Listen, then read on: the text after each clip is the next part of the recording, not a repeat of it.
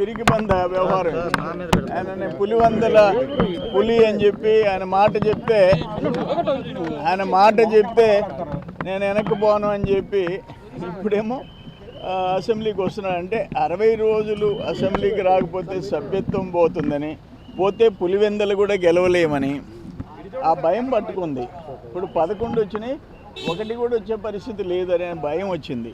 అందుకని ఇప్పుడు వస్తున్నాడు. అది మేము కోరుకునేది ఏంటంటే ఒకరోజు సంతకం చేసి 60 రోజులు ఎగ్జామ్షన్ తీసుకొని మళ్ళీ ఎగ్గొట్టొద్దు, రా మంచి బాలుడిలాగా స్కూల్కి రా. ఇప్పుడు అక్కడ చెప్తున్నావు కదా జైలు కాడ బెయిల్ దగ్గర బట్టలు ఇప్పేస్తాను. ఇది మేము అసలు ఒకటి కోరుతా నేను హోంమంత్రిని, ఆ బట్టలు ఇప్పేసే వాళ్ళకి ఏదైనా ప్రత్యేక చట్టం ఉందేమని. నెల్లూరులో ఒక ఆయన కాకి బట్టలు ఇప్పుతాను, నడి రోడ్డు పట్టపొగలు అన్నాడు.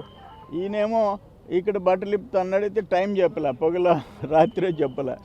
అట్లయిపోయింది రాజకీయ వ్యవస్థ. దురదృష్టం.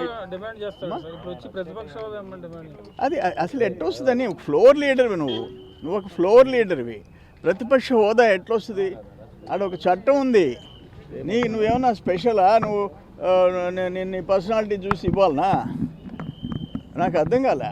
మీరు 18 సీట్లు వచ్చి ఉంటే డెఫినెట్గా ఆటోమేటిక్గా ప్రతిపక్ష హోదా వస్తుంది. లేనప్పుడు నువ్వు ఫ్లోర్ లీడర్వి, ఒక పార్టీకి లీడర్వి, అక్కడ ఎమ్మెల్యేస్కి.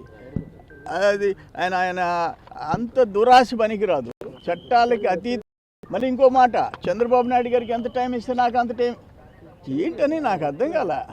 మరిన్ని వీడియోస్ కోసం ఛానల్ ని సబ్స్క్రైబ్ చేయండి. లేటెస్ట్ అప్డేట్స్ కోసం వాట్సాప్ ఛానల్ ని ఫాలో అవ్వండి. ఆ లింక్ డిస్క్రిప్షన్ లో ఉంది.